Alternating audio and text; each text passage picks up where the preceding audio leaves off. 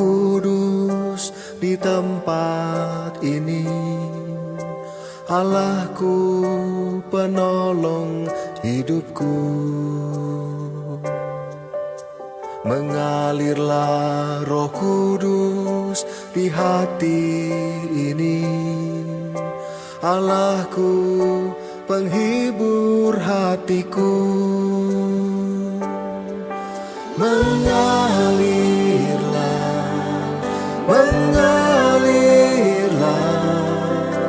penuhi dan pulihkan hidupku ini. Mengalirlah,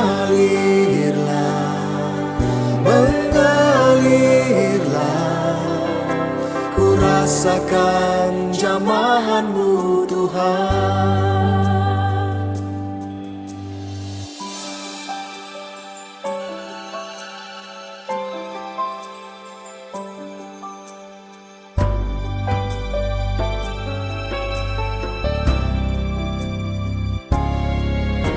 Mengalirlah Roh Kudus di tempat ini. Allahku, penolong hidupku. Mengalirlah Roh Kudus di hati ini. Allahku, penghibur hatiku. Mengalirlah,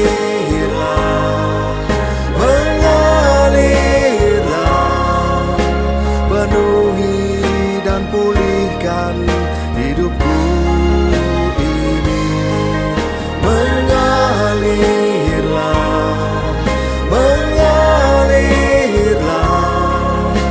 ku rasakan jamahan-Mu Tuhan.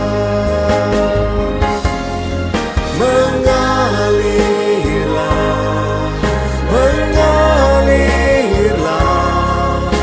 penuhi dan pulihkan hidupku ini. Mengalirlah,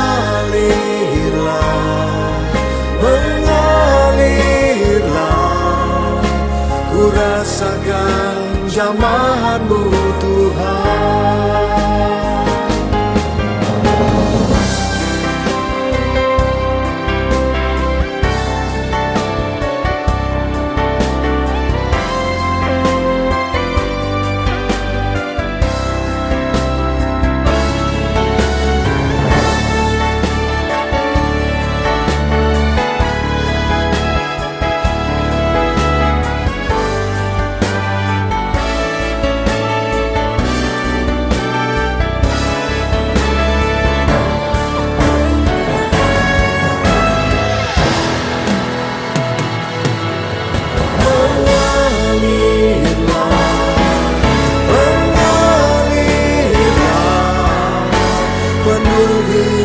Dan pulihkan hidupku.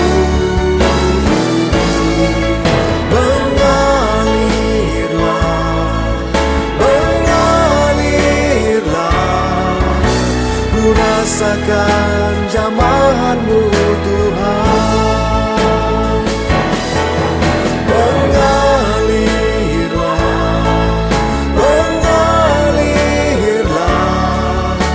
penuhi dan pulihkan hidupku ini. Mengalirlah,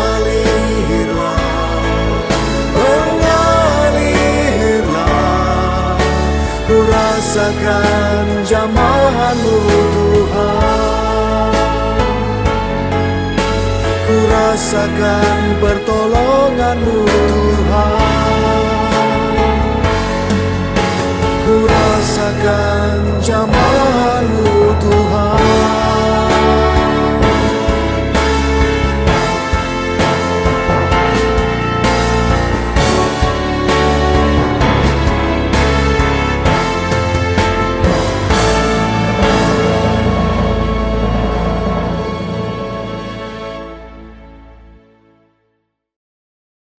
Haleluya, puji nama Tuhan. Shalom Bapak Ibu yang diberkati Tuhan.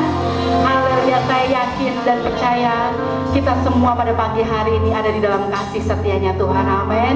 Untuk itu mari kita persiapkan hati kita, kita bawa hati kita untuk memuji, menyembah, membawa sembah syukur kita bagi Raja kita, amin. Mari sama-sama kita tundukkan kepala dan kita berdoa. Terima kasih Bapa, terima kasih Tuhan Yesus. Segala pujian syukur hanya bagi nama Tuhan. Segala kemuliaan hanya bagi nama Tuhan. Biarlah pada hari ini Tuhan Yesus Engkau boleh disenangkan di atas puji-pujian kami. Dan biarlah Tuhan Yesus Engkau bertahta di atas puji-pujian kami ya Tuhan. Kami mau datang kepada Tuhan, merendahkan hati kami di hadapan Tuhan. Kami mau menikmati hadirat Tuhan pagi hari ini. Kami percaya saat kami buka hati kami menerima lawatan Tuhan. Terima kasih Bapa. Di dalam nama Tuhan Yesus, kita semua yang siap menyembah Tuhan bersama berkata, amin.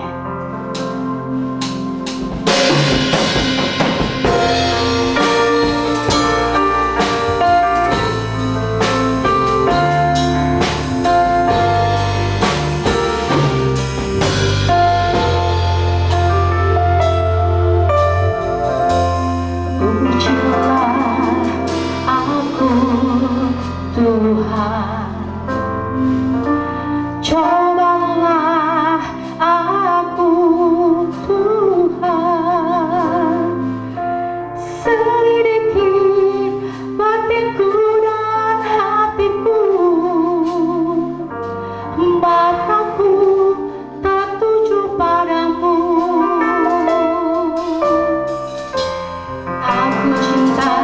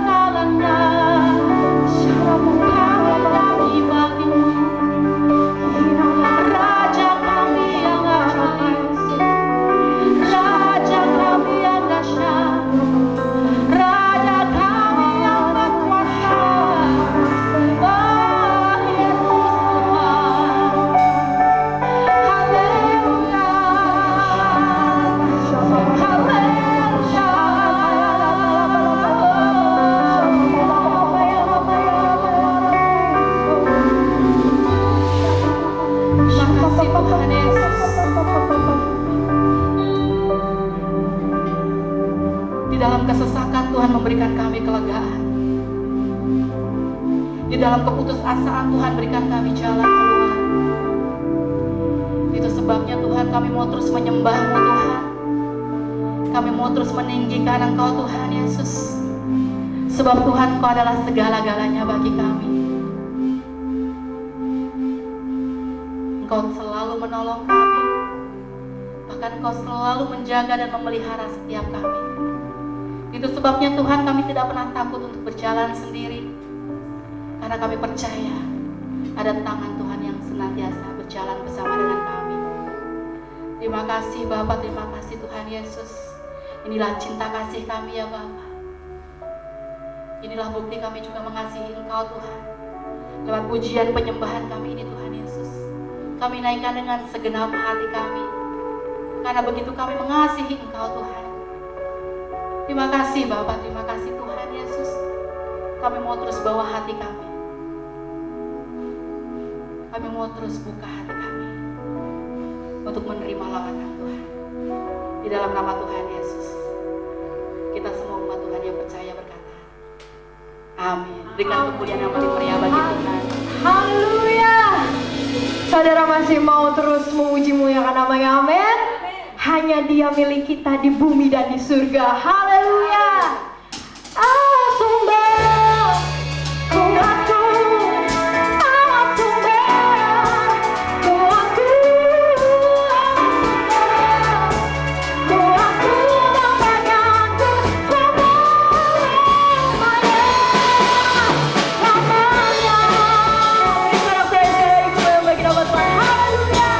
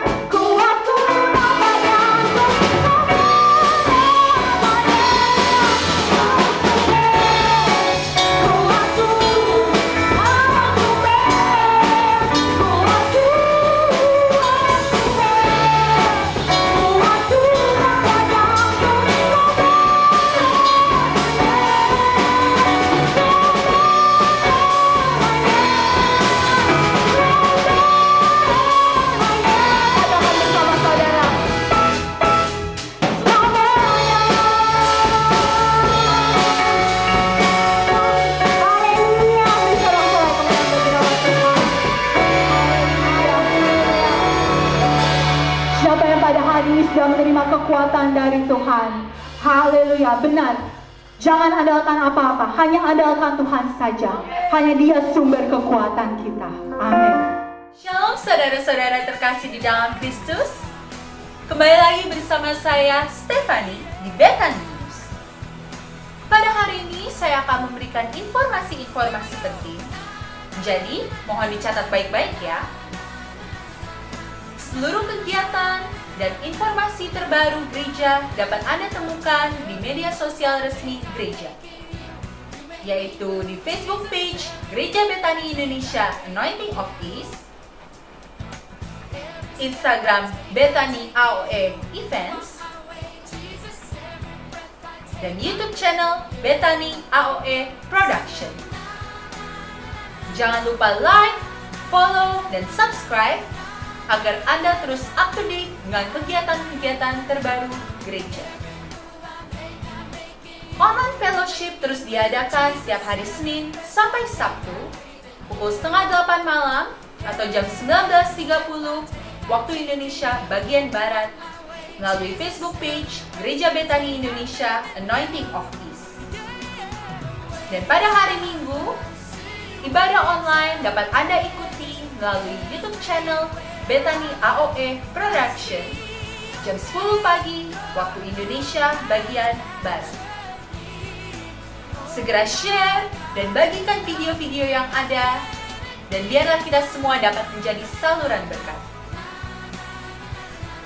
Dan tidak terasa saudara, kita sudah berada di minggu terakhir, dan minggu depan, di minggu pertama, kita akan bersama-sama mengadakan perjamuan kudus.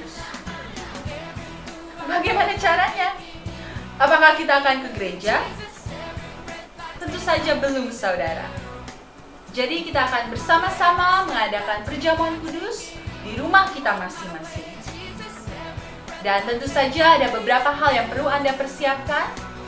Yang pertama, Anda perlu menyiapkan roti perjamuan atau hosti seperti ini. Dan bagi yang tidak punya, tidak masalah, Anda bisa menggunakan roti tawar, atau crackers, atau cookies, atau biskuit, apapun yang bisa Anda temukan. Dan yang kedua, Anda juga perlu menyiapkan anggur perjamuan. Sekali lagi, bagi yang belum punya, tidak masalah, Anda bisa menggunakan apapun yang ada di rumah saudara. Contohnya, seperti sirup yang ada di depan saya ini.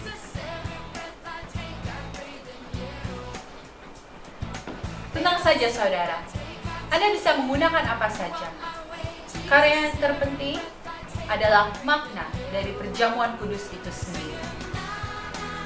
Jadi jangan lupa saudara, minggu depan persiapkan hati kita dan persiapkan roti dan anggur perjamuan. Dan yang terakhir, kita sudah diberi banyak sekali kemudahan. Salah satunya dalam memberikan persembahan online. Persembahan dapat ditransfer ke rekening Bank Mandiri Gereja Bethany Indonesia. Atau dengan cara yang lebih mudah, yaitu dengan menggunakan QR Code. Cara yang sangat kekinian. Mari kita belajar bersama-sama. Step yang pertama, tentu saja Anda membutuhkan smartphone dengan aplikasi GoPay, atau OVO, atau Dana, atau Link aja. Salah satu ya saudara. Mari kita buka aplikasi pilihan kita. Klik Pay atau Scan. Lalu kita bisa scan QR Code yang ada. Masukkan nominal yang Anda inginkan. Klik Pay atau Confirm. Dan Anda akan segera menerima notifikasi apabila transaksi Anda sudah berhasil. Mudah sekali bukan? Wah, tidak sampai 1 menit loh saudara. Sangat luar biasa ya zaman sekarang ini. Sepertinya Anda sudah siap untuk melanjutkan ibadah pada hari ini. Mari persiapkan hati kita, cari suasana yang mendukung, jauhkan segala distraction, agar kita bisa mengikuti setiap praise and worship dengan baik. Anda juga bisa membawa buku catatan saudara, sehingga kita bisa mendengarkan, mencatat, sekaligus menjadi pelaku-pelaku firman Tuhan. Kita percaya pada pagi hari ini akan ada terobosan yang luar biasa di dalam hidup kita. Selamat beribadah, Tuhan Yesus memberkati. Mari kita persiapkan hati kita untuk menerima pesan Tuhan yang luar biasa pada hari ini.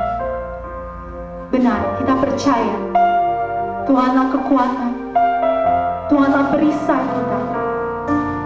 Kita percaya akan ada terobosan, pertolongan yang hanya daripada Tuhan. Karena Tuhan bangkit dan menolong kita semua.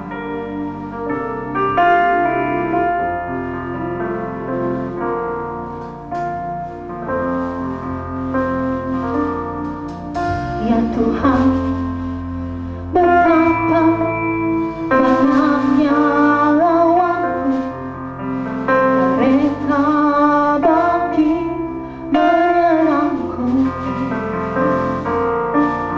Banyak orang berkata tak ada pertolongan.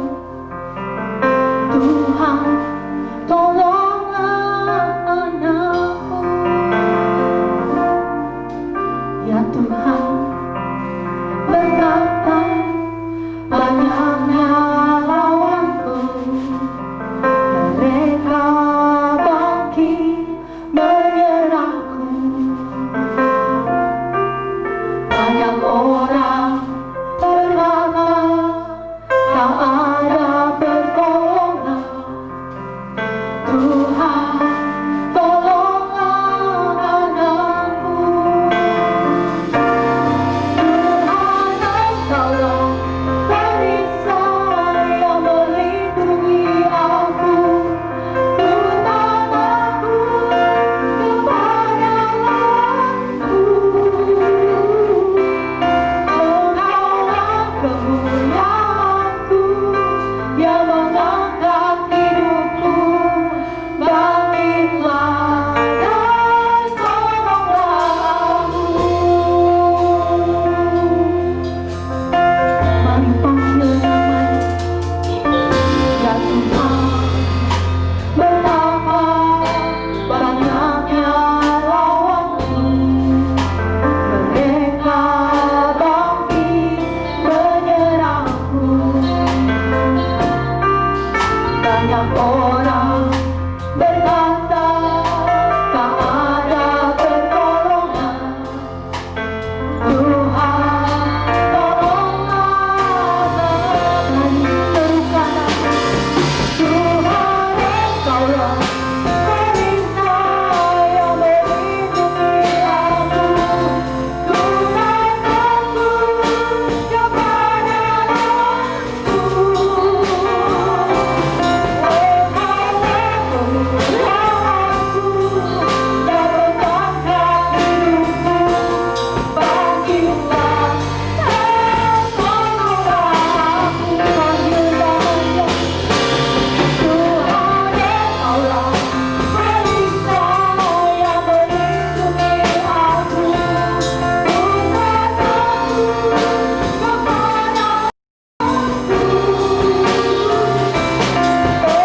kepada kemuliaanku yang mengangkat hidupku. Bangkitlah dan tolonglah aku.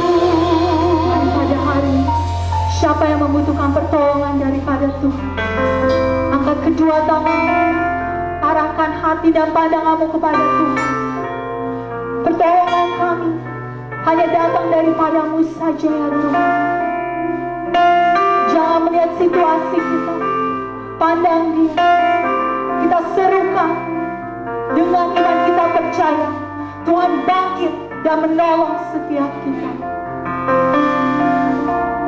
Tuhan, Engkaulah perisai yang melindungi aku.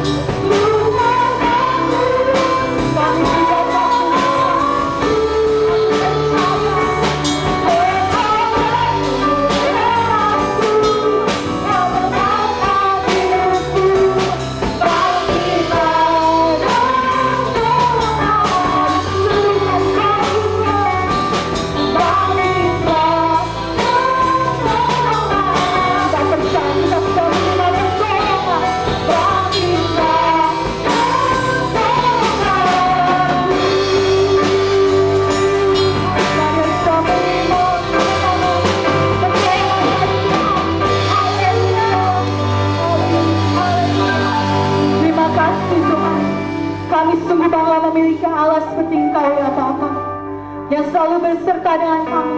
Tidak pernah meninggalkan kami sedikit pun. Kau selalu ada untuk menolong setiap kami ya Bapa. Kami sudah menerima pertolongan-Mu saat ini juga ya Bapa. Terima kasih ya Bapa. Oh, kami siap ya Bapa untuk mendengarkan firman-Mu, untuk menjadi pelaku-pelaku firman-Mu ya Bapa. Kami buka hati kami, berbicara kepada kami ya Bapa. Hanya di dalam nama Tuhan Yesus kami sudah berdoa. Haleluya. Amin.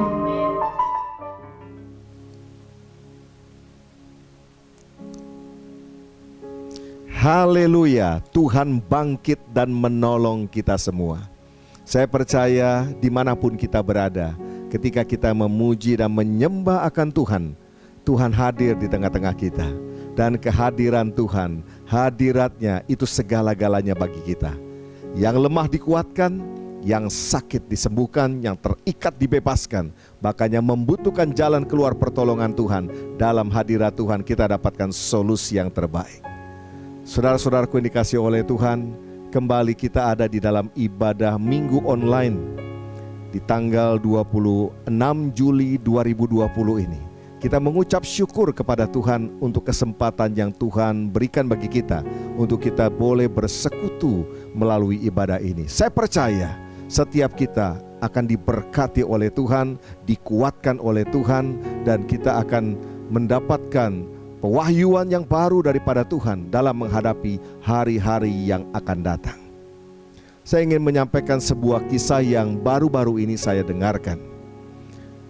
Ada seorang guru yang telah berusia lanjut. Ia dikunjungi oleh 4 mantan muridnya. Waktu sudah berlalu begitu lama, lebih dari 20 tahun, dan keempat muridnya ini sudah menjadi orang-orang yang sukses. Ada yang menjadi pengusaha, ada yang menjadi pejabat, ada yang menjadi artis, dan ada juga yang menjadi orang yang berbakti bagi nusa dan bangsa. Saudaraku yang dikasihi oleh Tuhan, ketika mereka sampai di sana, sang guru sudah menyambut mereka dan mengajak mereka untuk masuk ke ruang tamu. Dan rupanya sang guru ini telah menyediakan minuman segar, yaitu jeruk peras hasil daripada kebunnya sendiri. Dia sudah menyediakan ada 5 gelas di sana. Dan dia mulai menuangkan satu persatu sambil murid-muridnya melihat, memperhatikan dan menunggu. Dia mulai mengambil gelas yang pertama, lalu kemudian dia menuangkan. Inilah air jeruk terbaik hasil daripada kebunnya sendiri. Lalu kemudian dia juga mengambil gelas yang terbuat dari kristal. Dia menuangkan gelas yang kedua. Lalu kemudian dia juga mengambil gelas yang ketiga.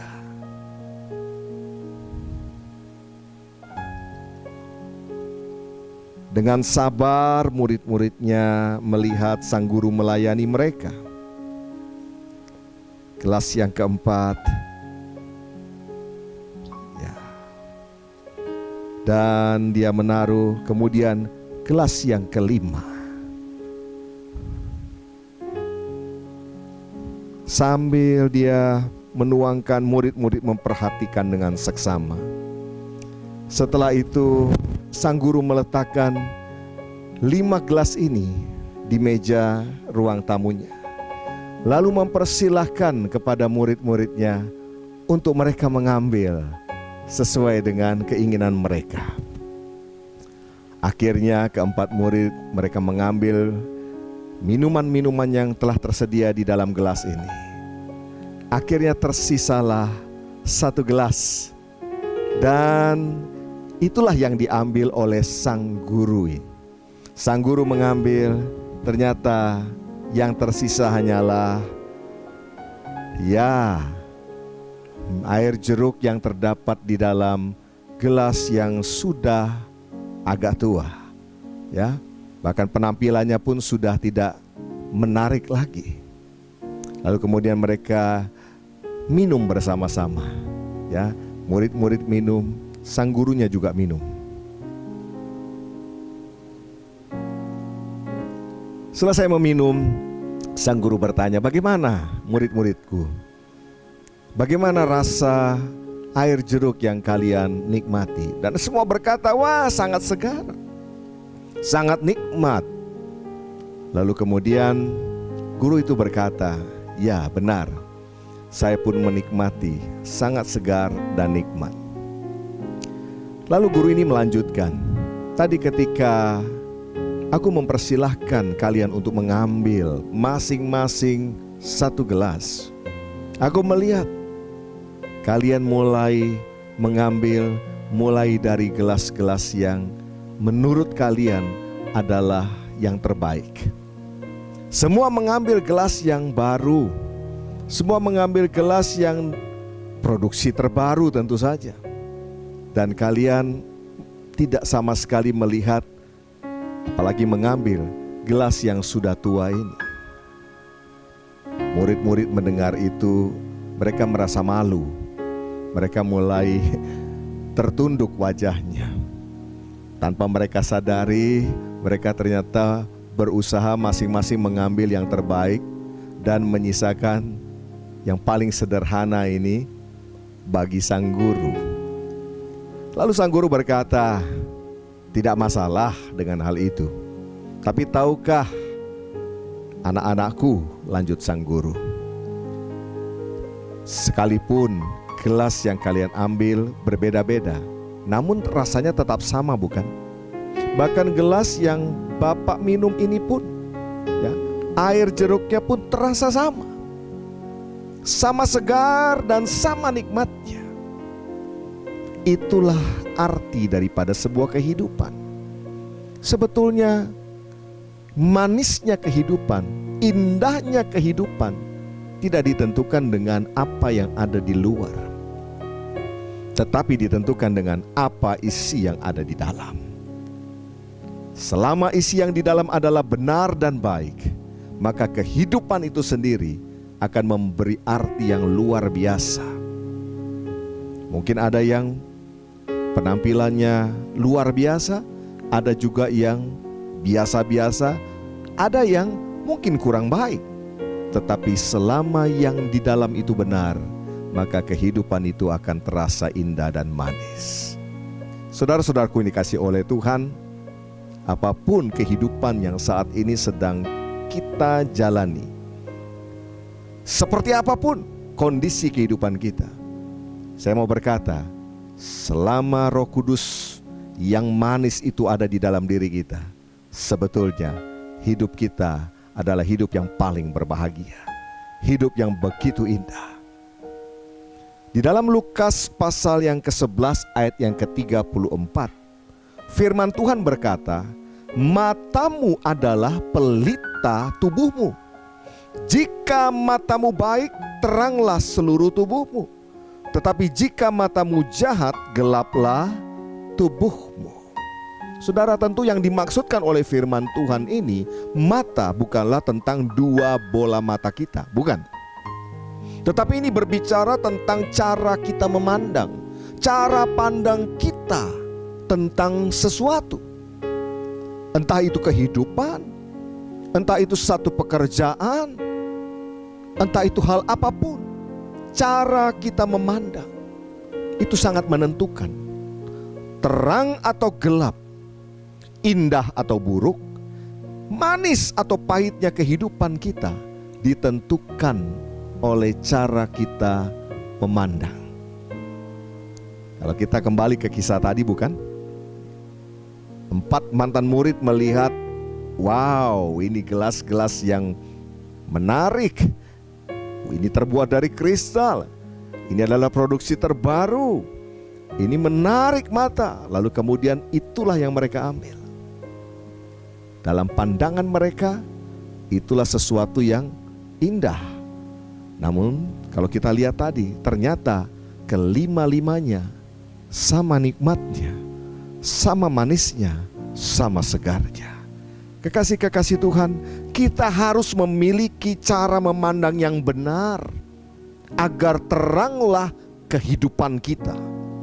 Nah, judul khotbah saya pada hari ini adalah cara pandang yang benar. Kekasih-kekasih Tuhan, cara kita melihat sesuatu itu lebih penting daripada sesuatu yang kita lihat. Saya ulangi, cara kita melihat itu lebih penting daripada objek atau sesuatu yang kita lihat. Ya, sebab apa yang kita lihat itulah yang menentukan suasana hati kita, dan itulah yang akan menentukan kehidupan kita. Saya ambil contoh. Ketika orang melihat gelas yang berisi setengah ini, ada sebagian orang yang akan berkata begini, aduh, kenapa tinggal setengah? Mana cukup? Mana cukup memuaskan dahagaku? Mana cukup untuk kebutuhanku?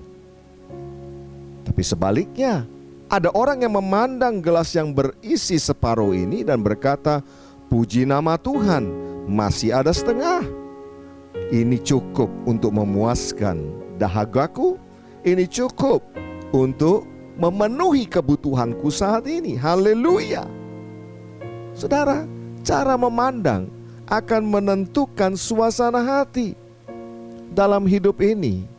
Ketika kita diperhadapkan dengan berkat yang kita terima, dengan kondisi yang kita terima, entah itu lewat usaha pekerjaan kita, ya, atau melalui bendahara-bendaharanya Tuhan yang Tuhan pakai memberkati kita dan lain sebagainya.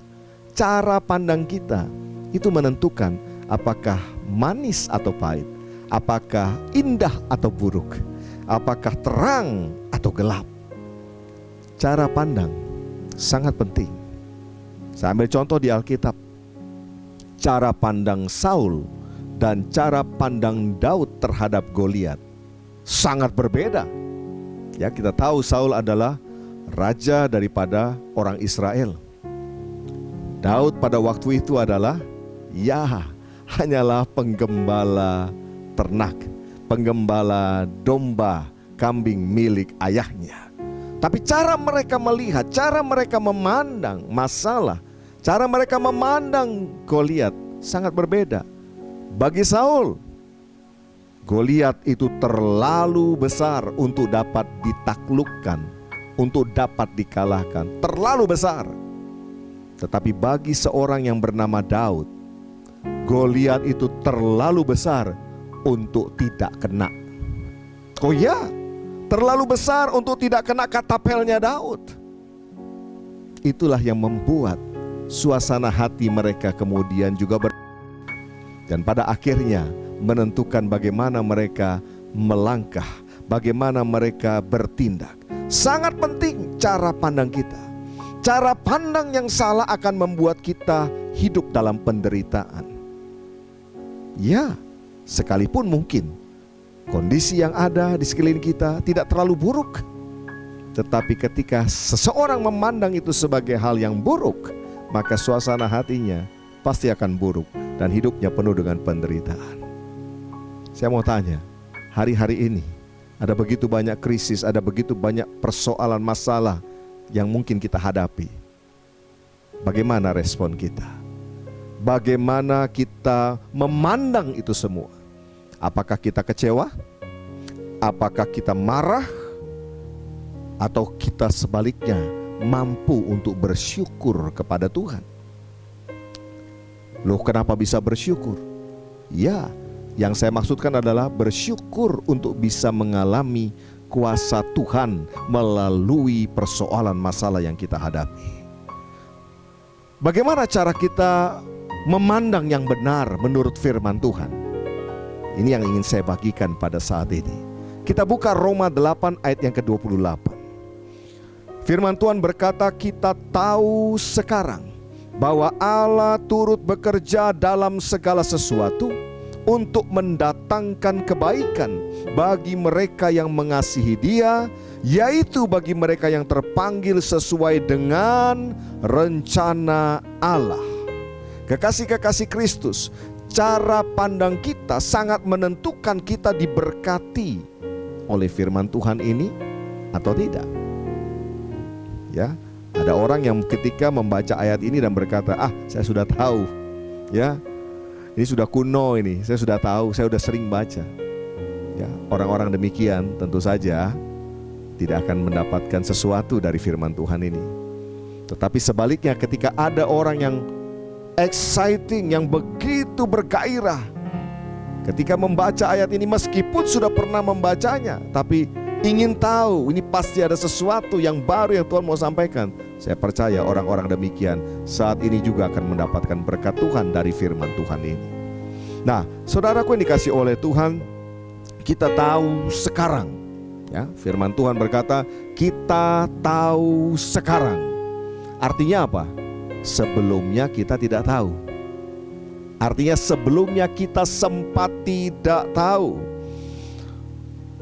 Untuk memahami apa yang Tuhan lakukan, keindahan dan kebaikan Tuhan dalam hidup kita, ternyata memang butuh yang namanya waktu. Ya, ada waktu.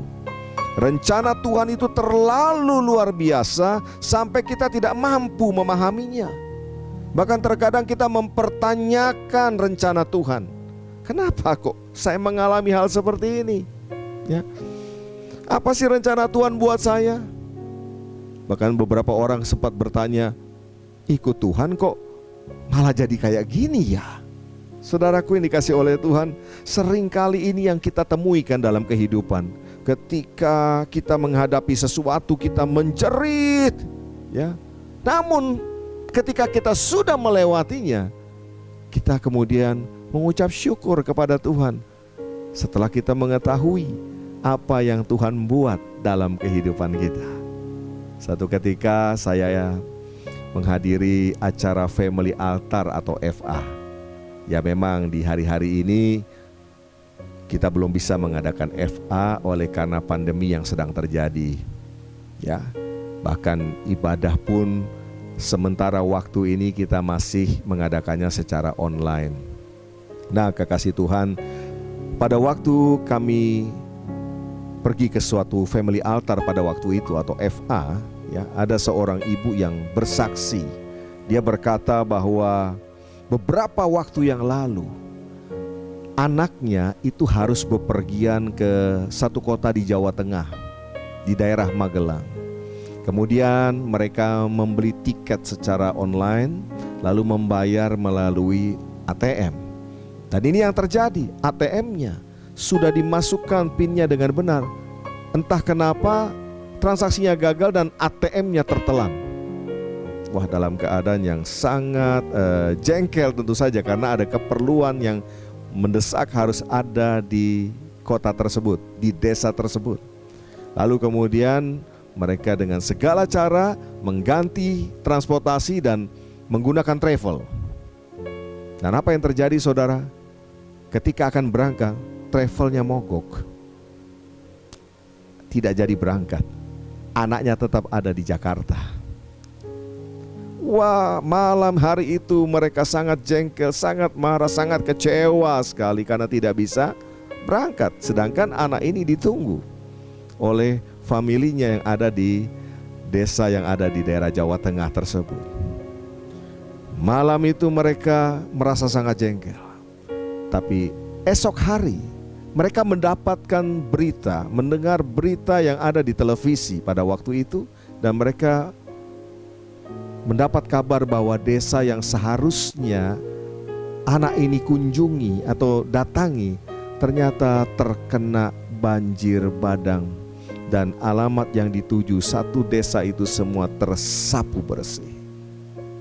Dan ibu itu berkata, hari itu ketika mereka mendengar akan peristiwa itu, mereka baru memahami pertolongan Tuhan yang luar biasa menyelamatkan anak terkasih dari musibah yang begitu besar. Saudaraku, memang respon kita ditentukan dari apa yang kita tahu. Kalau kita tidak tahu, respon kita bisa salah. Ya, jangankan untuk hal yang seperti tadi, kadang-kadang untuk hal yang baik saja orang bisa salah pengertian. Diberi surprise karena berulang tahun, Tetapi karena yang ulang tahun tidak tahu kalau itu sebuah surprise, ya, kadang menjadi marah. Tapi setelah tahu, baru kemudian bersyukur. Saudaraku, ini kasih oleh Tuhan, itulah manusia, ya, seringkali tidak tahu. Makanya firman Tuhan tadi katakan, kita tahu sekarang.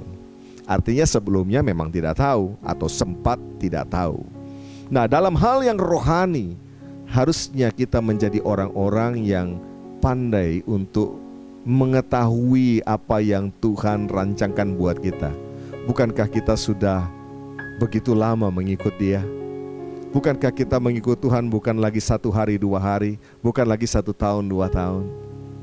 Harusnya kita semakin hari memahami tentang Bapa yang sangat mengasihi kita. Dalam 1 Tesalonika 5 ayat yang ke-18, firman Tuhan berkata, mengucap syukurlah dalam segala hal, sebab itulah yang dikehendaki Allah di dalam Kristus Yesus bagi kamu. Ini adalah firman Tuhan. Ya, mengapa Tuhan memerintahkan kita untuk mengucap syukur dalam segala hal? Karena ini, saudara, karena segala hal yang Tuhan lakukan bagi kita itu pasti baik. Saya ulangi sekali lagi, mengapa Tuhan memerintahkan kita untuk mengucap syukur dalam segala hal? Karena segala hal yang Tuhan lakukan bagi kita itu pasti baik. Tidak mungkin Tuhan memerintahkan kita mengucap syukur tanpa alasan. Tidak mungkin saudara dan saya diperintahkan Tuhan untuk mengucap syukur tanpa sebuah alasan yang kuat. Tuhan punya alasan. Apapun yang terjadi dalam hidup kita, itu rencana Tuhan yang terbaik sedang digenapi dalam hidup kita. Ada begitu banyak orang yang sulit sekali mengucap syukur dalam segala hal, karena mereka tidak memahami apa yang Tuhan sedang kerjakan, apa yang Tuhan sedang lakukan dalam kehidupannya. Bapak, Ibu, saudaraku dikasih oleh Tuhan, mari belajar jadi murid-murid Tuhan yang cerdas rohaninya. Setelah sekian lama kita mengikut Tuhan, kita mengenal akan Dia, bukan? Ya, harusnya kita makin tahu, ini loh cara kerjanya Bapa kita. Satu ketika Tuhan Yesus melatih murid-muridnya melalui kematian daripada Lazarus.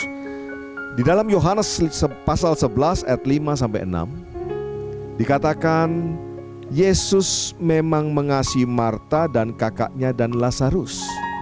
Namun setelah didengarnya bahwa Lazarus sakit, ia sengaja tinggal 2 hari lagi di tempat di mana ia berada. Perhatikan di sini. Yesus mengasihi Marta, Yesus mengasihi Maria, Yesus mengasihi Lazarus.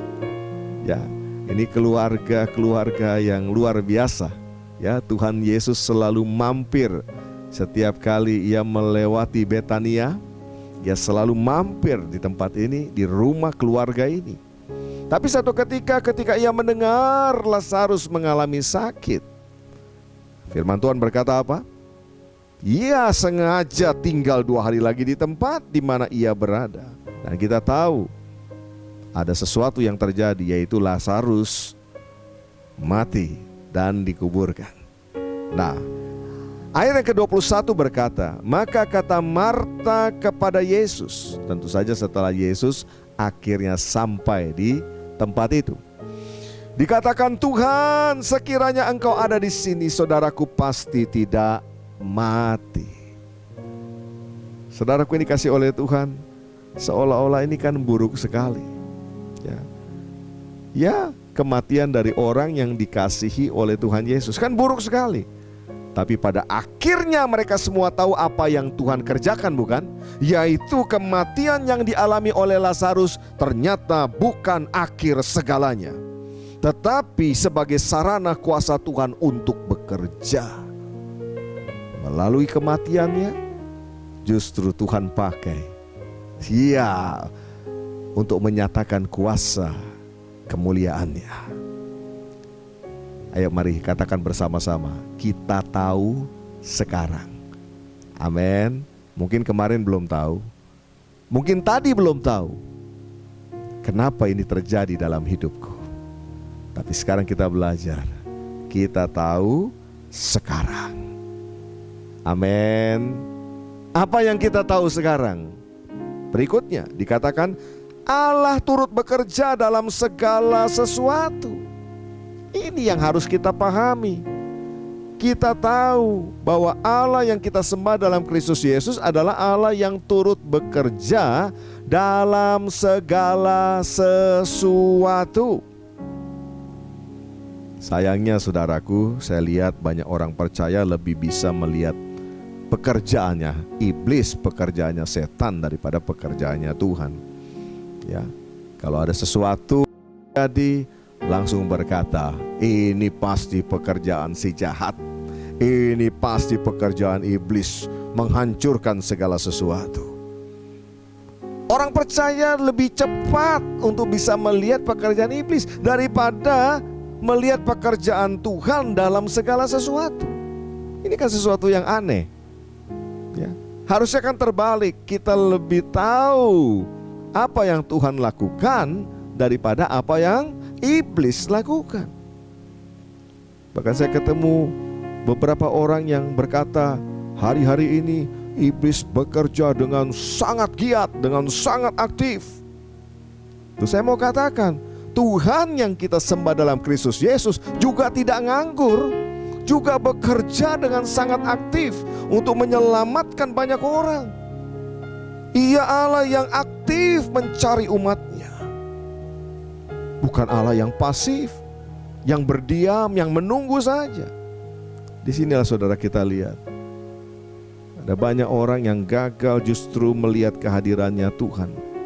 Padahal Tuhan yang saudara dan saya sembah adalah Tuhan yang hidup, Allah yang turut bekerja dalam segala sesuatu, Allah yang aktif bekerja dalam kehidupan umatnya. Ya. Ada banyak tokoh dalam Alkitab, tapi saya tertarik dengan satu tokoh yang namanya Yusuf. Yusuf ini kalau saya perhatikan saudara, menjalani kehidupan yang begitu pahit. Tetapi yang hebat adalah hatinya tidak pernah pahit. Kehidupannya pahit sekali, ya, tetapi hatinya tidak pernah pahit. Ya. Waktu dia dijual oleh kakak-kakaknya, ini sebuah fakta yang menyakitkan nih saudara. Waktu ia dijual oleh kakak-kakaknya, ternyata Tuhan ada loh bersama-sama dengan dia. Coba kita baca ayatnya. Kejadian 39 ayat 1 sampai dengan ayat yang kedua. Adapun Yusuf telah dibawa ke Mesir, dan Potifar seorang Mesir, pegawai istana Firaun, kepala pengawal raja, membeli dia dari tangan orang Ismail yang telah membawa dia ke situ. Ayat yang kedua. Tetapi Tuhan menyertai Yusuf sehingga ia menjadi seorang yang selalu berhasil dalam pekerjaannya. Maka tinggallah ia di rumah tuannya, orang Mesir itu. Garis bawahi, Tuhan menyertai Yusuf. Artinya apa? Ketika dia dijual oleh kakak-kakaknya, kemudian dia dibawa oleh orang Ismail sampai ke Mesir, lalu dibeli oleh seorang tuan yang bernama Potifar. Tuhan ternyata ada bersama-sama dengan Yusuf. Lanjut di ayat yang ke-20 sampai 21. Lalu Yusuf ditangkap oleh tuannya dan dimasukkan ke dalam penjara, tempat tahanan-tahanan raja dikurung. Demikianlah Yusuf dipenjarakan di sana. Ayat 21 menarik sekali. Tetapi Tuhan menyertai Yusuf dan melimpahkan kasih setianya kepadanya, dan membuat Yusuf kesayangan bagi kepala penjara itu. Kalau saya perhatikan dalam kisah yang dialami oleh Yusuf, hal yang paling menyakitkan adalah ketika semua peristiwa pahit itu terjadi, ternyata Tuhan ada bersama-sama dengan Yusuf. Tuhan menyertai Yusuf, tetapi seolah-olah membiarkan hal yang buruk itu terjadi dan tidak berbuat apa-apa. Saudaraku, seringkali kan kita mendengar orang Kristen ya, melontarkan perkataan atau pertanyaan, "Di mana Tuhan ketika aku ditipu?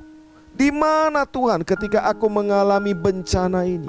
Di mana Tuhan ketika aku mengalami kehancuran ini?" dan lain sebagainya. Mari kita belajar dari kisah ini. Ini menyakitkan. Yusuf disertai Tuhan, artinya Tuhan ada bersama-sama Yusuf. Tapi sepertinya Tuhan itu membiarkan, seolah-olah Tuhan membiarkan hal yang buruk itu terjadi. Saudara, kalau saudara berjalan bersama dengan seorang, katakanlah jenderal yang memiliki kemampuan bertempur yang luar biasa, lalu dia juga membawa senjata lengkap, tiba-tiba saudara dirampok di jalan. Lalu kemudian barang-barang saudara diambil semua, bahkan saudara mungkin dicederai. Tapi yang saudara lihat, jenderal ini gak berbuat apa-apa, dia diam saja. Bukankah itu menyakitkan? Bukankah lebih baik tidak ada jenderal itu daripada ada tapi tidak berfungsi sama sekali? Nah, mari kita belajar. Kalau saja Yusuf memiliki pandangan seperti itu, Yusuf memiliki cara pandang seperti yang baru saja saya katakan, lebih baik tidak ada Tuhan di situ. Lebih baik tidak ada jenderal itu di situ. Kalau saja Yusuf punya cara pandang yang seperti ini, dia tidak akan pernah menduduki kursi Perdana Menteri di Mesir. Tapi ini yang terjadi, saudaraku dikasih oleh Tuhan. Inilah fakta yang sesungguhnya yang dialami oleh seorang yang bernama Yusuf. Dia mengalami hal pahit, tapi hatinya tidak menjadi pahit. Kita mau tahu apa yang menjadi skenario Tuhan bagi Yusuf, dan Yusuf tahu betul akan hal ini. Itulah sebabnya dia tidak pernah pahit. Dia tahu betul. Mazmur 105 ayat yang ke-16 sampai dengan ayat yang ke-21. Ketika ia mendatangkan kelaparan ke atas negeri itu dan menghancurkan seluruh persediaan makanan, diutusnyalah seorang mendahului mereka. Siapa dia? Yusuf yang dijual menjadi budak. Perhatikan baik-baik, saudara. Orang yang diutus Tuhan, lah Yusuf kan diutus Tuhan nih. Orang yang diutus Tuhan ternyata belum tentu berangkatnya itu menggunakan pakaian kebesaran loh, saudara. Yusuf diutus Tuhan, dia berangkat dengan pakaian budak, dijual oleh kakak-kakaknya. Berikutnya, mereka mengimpit kakinya dengan belenggu, lehernya masuk ke dalam besi. Wow, sangat menyakitkan. Ya, perhatikan di sini. Ternyata diutus oleh Tuhan belum tentu berangkatnya juga dengan segala kenyamanan. Mari kita belajar dari kisah ini. Terkadang melalui hal yang direndahkan, hal yang menyakitkan, sebetulnya Tuhan lagi mengutus hambanya. Tuhan lagi mengutus saudara dan saya juga. Ya, perhatikan ayat 19. Sampai saat firman-Nya sudah genap dan janji Tuhan membenarkannya, raja menyuruh melepaskannya, penguasa bangsa-bangsa membebaskannya, dijadikannya dia tuan atas istananya dan kuasa atas segala harta kepunyaannya. Catatan penting buat saudara dan saya. Orang yang diutus oleh Tuhan, endingnya pasti luar biasa. Sekalipun berangkatnya dengan pakaian budak, bahkan berangkatnya dia tidak mengalami kenyamanan sama sekali. Kakinya diimpit dengan belenggu, mengalami banyak hal yang menyakitkan. Tapi lihat, endingnya luar biasa. Ya, dia menjadi penguasa atas istana raja. Luar biasa. Kekasih-kekasih Tuhan, Yusuf diutus Tuhan ke Mesir memang menggunakan kejahatan kakak-kakaknya. Dan untuk bisa menaikkan seorang yang bernama Yusuf menjadi wakil daripada Firaun, diperlukan yang namanya krisis, bukan? Halo, mari kita sama-sama belajar. Seringkali krisis justru melontarkan anak-anak Tuhan naik ke posisi-posisi yang luar biasa. Krisis bukan menghancurkan, karena Allah turut bekerja dalam segala sesuatu untuk membawa umat Tuhan justru naik. Saudaraku dikasih oleh Tuhan, dalam Kejadian 50 ayat yang ke-20, ketika Yusuf bertemu dengan kakak-kakaknya, inilah yang dikatakan Yusuf kepada mereka. Memang kamu telah mereka-rekakan yang jahat terhadap aku, tetapi Allah telah mereka-rekakannya untuk kebaikan, dengan maksud melakukan seperti yang terjadi sekarang ini, yakni memelihara hidup suatu bangsa yang besar. Waktu Yusuf dijual oleh kakak-kakaknya sebagai budak, adakah niat baik di dalam hati mereka? Jelas tidak ada. Namun Yusuf bisa melihat ada rencana Tuhan di balik semua kesusahannya. Maka itu dia tidak dendam kepada kakak-kakaknya. Yusuf tahu ada Tuhan yang mengatur itu semua. Saudaraku, mari kita belajar dari kisah ini. Ya, seringkali kita sulit sekali untuk bisa mengampuni orang yang menganiaya kita. Seringkali kita sulit mengampuni orang yang merugikan kita, yang mengkhianati kita. Tapi kalau kita mau belajar, sepahit apapun jalan yang dialami oleh Yusuf, hatinya tidak pahit karena dia bisa melihat ada rencana Allah yang besar dalam kehidupannya. Allah turut bekerja. Nah, ini yang terjadi selanjutnya. Setelah orang Israel bertambah banyak di Mesir, ini yang kemudian Tuhan lakukan. Dalam Mazmur 105 ayat 24-26 dikatakan, Tuhan membuat umatnya sangat subur dan menjadikannya lebih kuat daripada para lawannya. Diubahnya hati mereka untuk membenci umatnya. Perhatikan baik-baik, Tuhan bisa mengatur hati manusia. Tuhan bisa mengubah perasaan. Orang Mesir tiba-tiba jadi benci kepada umat Tuhan, kepada orang Israel. Ya. Diubahnya hati mereka untuk membenci umatnya, untuk memperdayakan hamba-hambanya. Ayat 26, diutusnya Musa hambanya. Lihat, Tuhan bisa mengubah situasi apapun, termasuk hati orang Mesir, diubah. Sebab kalau tidak diubah, maka tidak ada kesempatan bagi orang Mesir, orang Israel, untuk bisa keluar dari tanah Mesir. Dan itu berarti orang Israel tidak akan pernah masuk ke tanah yang dijanjikan oleh Tuhan. Saudaraku, saya ulangi sekali lagi.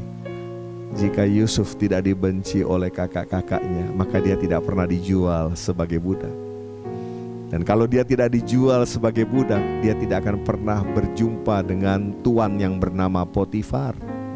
Kalau dia tidak pernah berjumpa dengan tuan yang bernama Potifar, maka dia tidak akan pernah difitnah oleh istri Potifar. Dan kalau dia tidak pernah difitnah oleh istri Potifar, bagaimana mungkin dia bisa berada di dalam sebuah penjara? Dan kalau dia tidak ada di dalam penjara, bagaimanakah mungkin ia akan berjumpa dengan juru minuman raja? Jika dia tidak berjumpa dengan juru minuman raja, bagaimana mungkin dia bisa kenal dengan yang namanya Firaun? Cara pandang Yusuf yang benar membuat responnya selalu benar. Dan akibatnya apa? Rencana Tuhan digenapi dalam seluruh hidupnya. Ya, rencana Tuhan yang dahsyat semuanya digenapi dalam kehidupan seorang yang bernama Yusuf. Ya. Apa bukti bahwa Yusuf cara pandangnya benar? Apa bukti bahwa Yusuf responnya benar? Coba kita buka Kejadian 39 ayat yang ke-6. Dikatakan demikian, segala miliknya diserahkannya kepada kekuasaan Yusuf, dan dengan bantuan Yusuf ia tidak usah lagi mengatur apa-apapun selain dari makanannya sendiri. Adapun Yusuf itu manis sikapnya dan elok parasnya. Garis bawahi kata manis sikapnya. Sikap Yusuf yang manis itu menunjukkan tidak ada kepahitan sedikit pun di dalam hatinya. Saudara pernah lihat orang yang bekerja tapi simpan kepahitan dalam hati? Ya, tidak mungkin manis sikapnya. Yang ada begini saudara, mungkin dia jutek. Ya, mungkin dia akan menjadi orang yang ya begitu temperamental, mudah marah, mudah tersinggung. Karena apa? Karena pahit. Tapi lihat di sini, Yusuf manis sikapnya, elok parasnya. Dia merespon segala sesuatu dengan benar. Kenapa bisa demikian? Karena cara ia memandang juga benar. Kalau Yusuf hidup dalam kepahitan, maka tidak mungkin dia mengalami semua penggenapan janji Tuhan. Amin. Jadi bagaimana kita bisa belajar cara memandang yang benar? Yang pertama, Allah, kita tahu sekarang Allah turut bekerja. Poin yang ketiga, untuk mendatangkan kebaikan. Kebaikan tidak sama dengan yang namanya kenyamanan atau materialisme. Jadi jangan pernah mengukur yang namanya kebaikan Tuhan itu dengan kenyamanan atau dengan materi.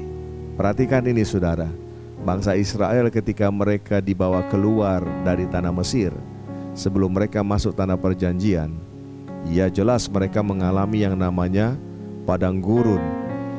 Padang gurun tentu bukan hal yang menyenangkan. Tidak ada manusia yang suka tinggal di padang gurun, dan memang tidak ada manusia yang dapat bertahan di padang gurun. Tetapi justru di padang gurun itulah Tuhan menyatakan, menunjukkan pemeliharaannya yang luar biasa atas umatnya. Dan pada akhirnya mereka dibawa masuk ke tanah yang berlimpah air susu dan madu. Kekasih-kekasih Tuhan, cara kerja Tuhan itu selalu akan baik pada akhirnya. Ya, memang di depan kelihatannya kok padang gurun, kok tidak menyenangkan, kok menyakitkan, secara daging menyakitkan. Tetapi pada akhirnya kebaikan, pada akhirnya endingnya luar biasa. Berbeda dengan cara kerja si jahat atau iblis kan?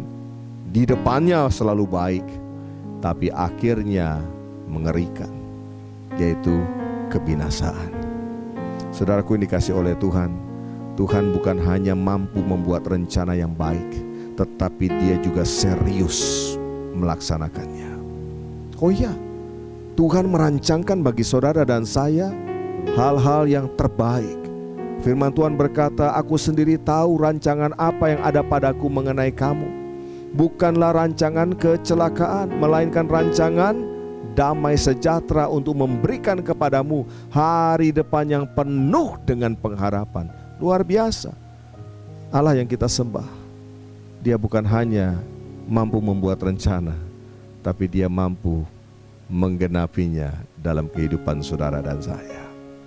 Contoh lain lagi di Alkitab, kalau saudara perhatikan dalam Lukas pasal yang kedua ayat yang pertama sampai dengan ayat yang ke-7. Ini peristiwa yang semua orang Kristen tentunya tahu.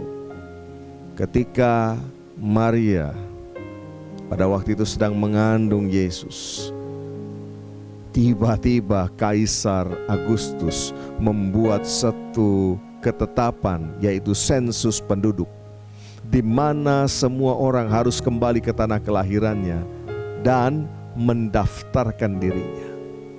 Bayangkan saudara, dalam keadaan yang hamil tua, maka Yusuf dan Maria harus berjalan 4 hari 4 malam untuk menuju ke tempat di mana tanah kelahiran Yusuf. Dan sesampai di sana, tiba saatnya bagi Maria untuk melahirkan. Kalau saudara pikirkan, perjalanan Maria, perjalanan Yusuf bukanlah perjalanan yang menyenangkan pada waktu itu. Karena dalam kondisi hamil yang sudah begitu besar, tidak mudah kan untuk melakukan perjalanan jauh. Bukan hanya itu, ketika sampai di Bethlehem pun mereka tidak mendapatkan tempat yang layak untuk mereka menginap. Tapi lihat, di balik itu semua ternyata ada Tuhan yang bekerja. Yaitu apa? Supaya Mesias, Juru Selamat itu lahir di kota kecil Bethlehem. Bapak, Ibu, saudaraku yang dikasihi oleh Tuhan, semua yang terjadi dalam hidup kita, Allah turut bekerja di dalamnya untuk mendatangkan kebaikan. Tentu yang dimaksud kebaikan bukan menurut ukuran saudara dan saya, tapi kebaikan di sini berbicara tentang penggenapan seluruh rencananya Tuhan dalam hidup kita. Dan rencananya Tuhan itu pasti yang terbaik. Apa rencana Tuhan? Apa sasaran Tuhan buat kita? Supaya saudara dan saya terus hidup, bertumbuh, berbuah yang lebat, dan menjadikan saudara dan saya serupa segambar dengan Kristus. Berapa banyak yang pagi hari ini engkau mendengarkan firman Tuhan, dan engkau mau meresponi firman Tuhan dan berkata, Tuhan, berikan aku Tuhan kemampuan untuk aku bisa memandang dengan benar, untuk aku bisa memandang dengan benar agar hidupku boleh penuh dengan kemuliaan Tuhan. Jika saudara selama ini mungkin memandang sesuatu, memandang satu keadaan, satu peristiwa dengan cara yang tidak benar, yang membuat suasana hatimu menjadi hancur, maka hidupmu penuh dengan penderitaan. Hari ini Tuhan sedang berkata kepadamu, Allah turut bekerja dalam segala sesuatu untuk mendatangkan kebaikan. Di balik semua kisah, di balik semua penderitaan ini, endingnya luar biasa. Amin. Endingnya saudara penuh dengan kemuliaan Tuhan. Endingnya saudara menjadi saksi Tuhan yang memuliakan nama Tuhan. Karena itu bangkitlah pada pagi hari ini. Sementara saudara mendengarkan firman Tuhan ini, mari pandang jauh ke depan. Pandang rencana Tuhan yang luar biasa bagi saudara. Kalau saudara mau meresponi firman Tuhan ini, mari kita satukan hati di dalam doa. Bapa, di dalam nama Tuhan kami Yesus Kristus, terima kasih buat pemahaman yang Tuhan berikan bagi kami, agar dalam hidup ini kami memiliki cara pandang yang benar atas segala sesuatu. Karena cara pandang kami sangat menentukan suasana hati kami, sangat menentukan akan kehidupan kami.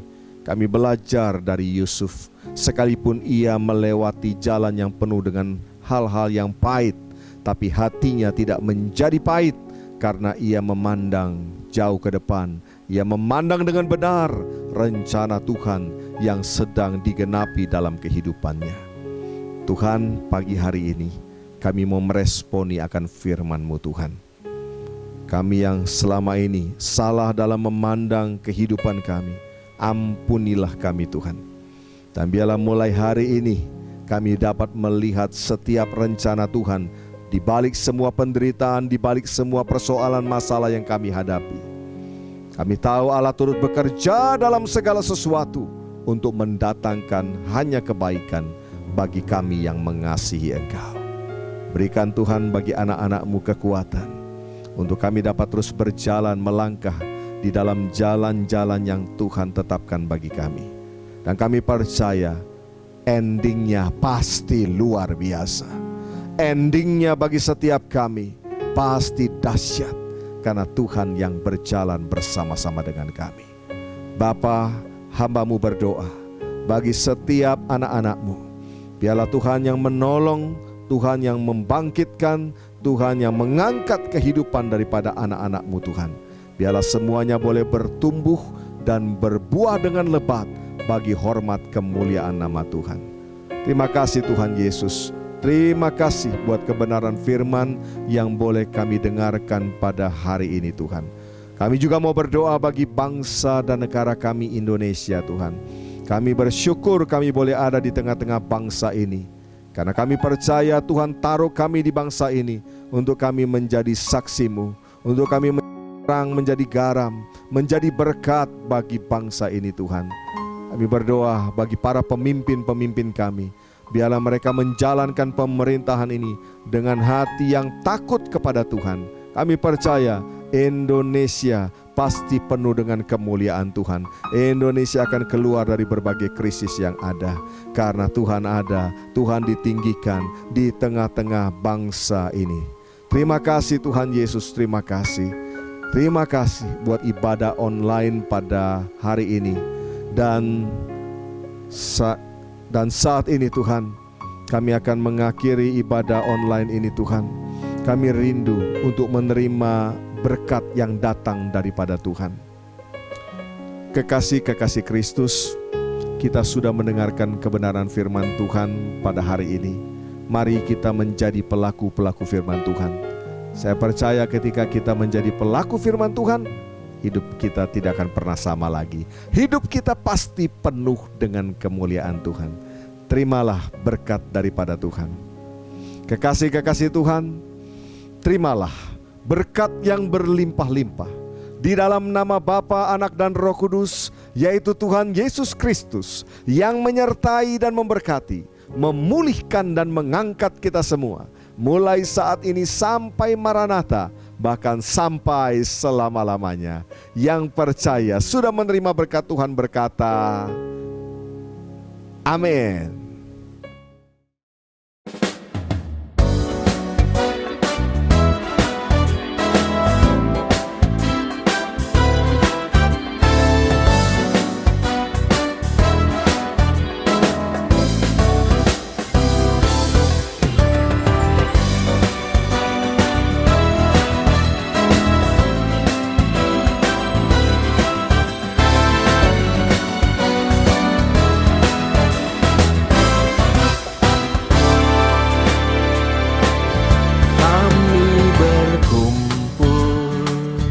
Bersukacita, menyanyi memuji Tuhan dengan tarian. Tak ada sedih, tak ada duka, bersukacita sebab kebaikan Tuhan.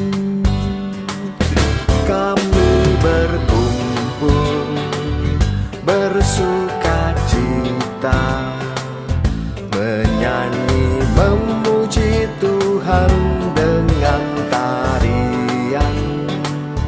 Tak ada sedih, tak ada duka, bersukacita sebab kebaikan Tuhan. Ku angkat tanganku, ku angkat suaraku, menyanyi memuji Tuhan sebab Dia hirangkanku. Ku lihat di kananku, ku lihat di kiriku, ada terpancar kemuliaan Tuhan.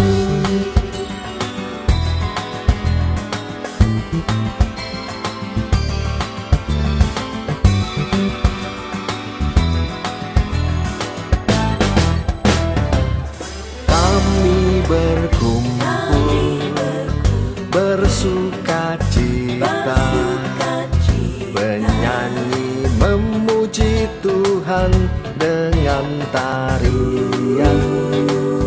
Tak ada sedih, tak ada duka, bersukacita sebab kebaikan Tuhan. Kami berkumpul bersukacita, menyanyi memuji Tuhan dengan tarian. Tak ada sedih, tak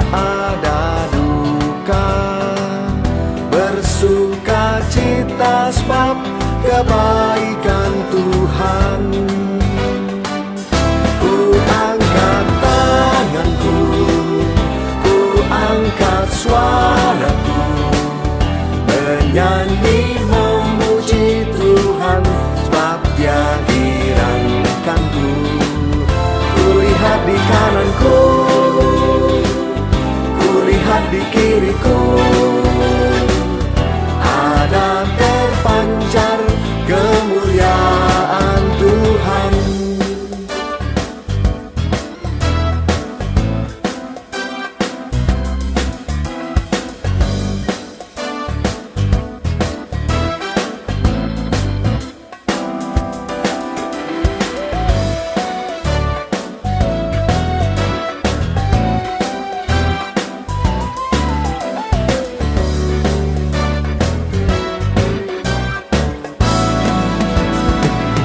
Ku angkat tanganku, ku angkat suaraku, menyanyi memuji Tuhan sebab Dia girakanku. Ku lihat di kananku, ku lihat di kiriku, ada terpancar kemuliaan Tuhan. Kulihat di kananku, kulihat di kiriku, ada terpancar kemuliaan Tuhan. Kulihat di kananku, kulihat di kiriku, ada terpancar kemuliaan Tuhan. Ada terpancar kemuliaan